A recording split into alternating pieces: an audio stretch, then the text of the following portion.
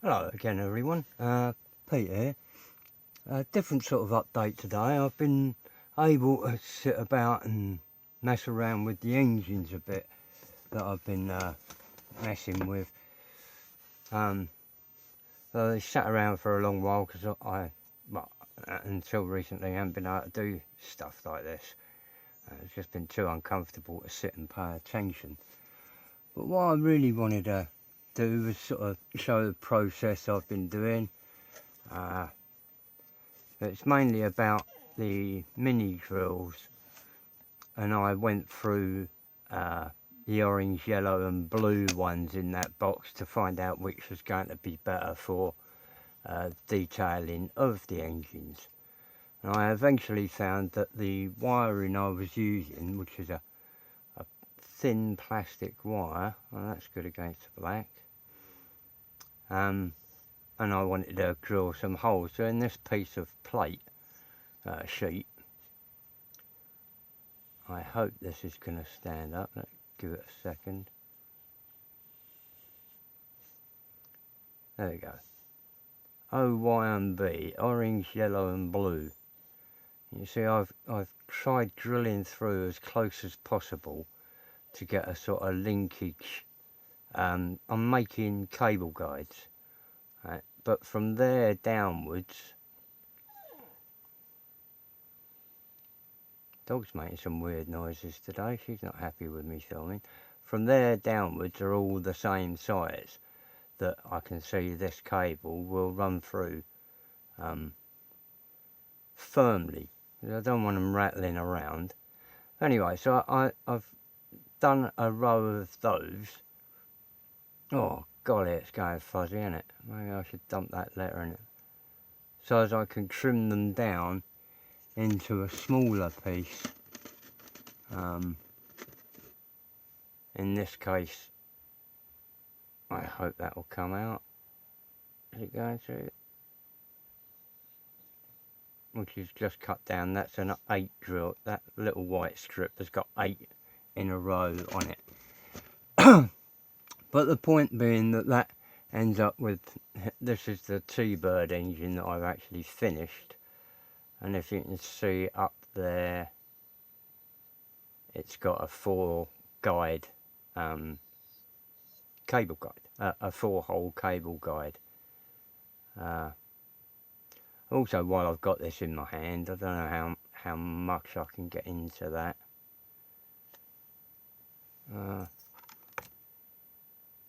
I've got a throttle linkage and spring and stuff going on into the 2 carburetors there. So the plug leads down the side there. The distributor is, I really am going to bung that. Hang on a second.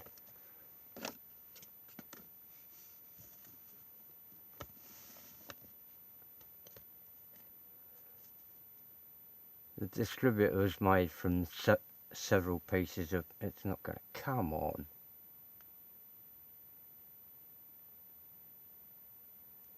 Oh. Let's do it against the back of my hand again. Is that all too? Maybe the shading's better. The distributor I made up out of a couple of pieces of tubing, but the actual boots there are a lump of filler that I sculpted around each cable as it was on, you know, already in, giving me a sort of better boot shape rather than just all disappearing into the hole. I'm sorry about my footage. Also made up a new petrol wire hose, the fittings that are down there in brass, just there, all of that, and then up around into the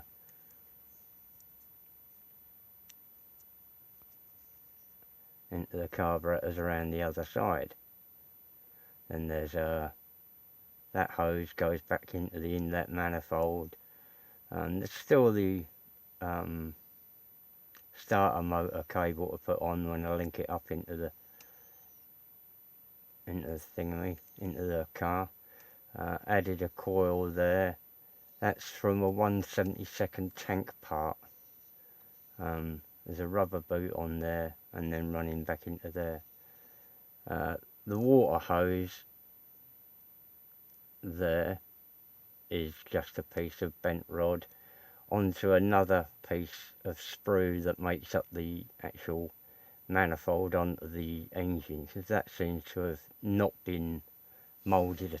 Well, I don't know what happened there, but this was a second-hand engine and slightly together. The dazzle air filters come from somewhere else. What else was it on here? Throttle linkage, fuel pipes, but basically talking about the guides there, tidying up the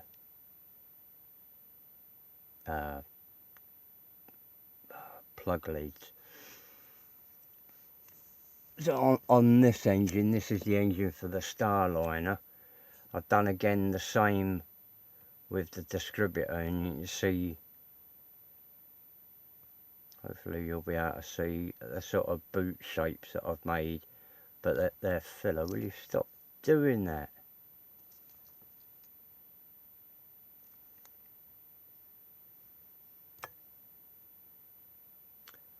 And try to sculpt some boot shapes onto there. And then this one's got a much better water pump, so I've got that engine there, the water pump is shite, but this one I can copy more details of as I start building it up for the pulleys on there. You notice there's no pulleys yet, and the same on this. This other motor, I could have plonked it back into its stand, is a,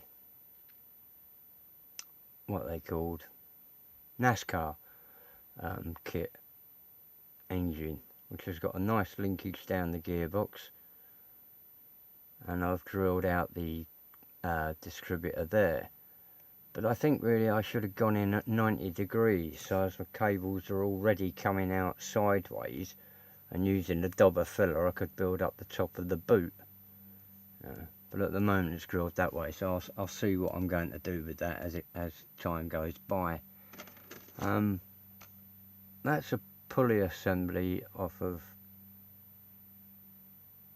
quite nice pulley assemblies off of the Starliner, I think, or if not it's off another Y block somewhere. This one is off of the Thunderbird. You can instantly see there's totally different size pulleys, and I'm sure there shouldn't be. Although there's a generator there, it hasn't got a mounting bracket, so that's floating off into oblivion just underneath the... so I'm going to take that all apart, and using these to make pulleys. This is from a 1/72 Airfix 75mm German assault gun, a Stug. And these are the idler wheels off of it.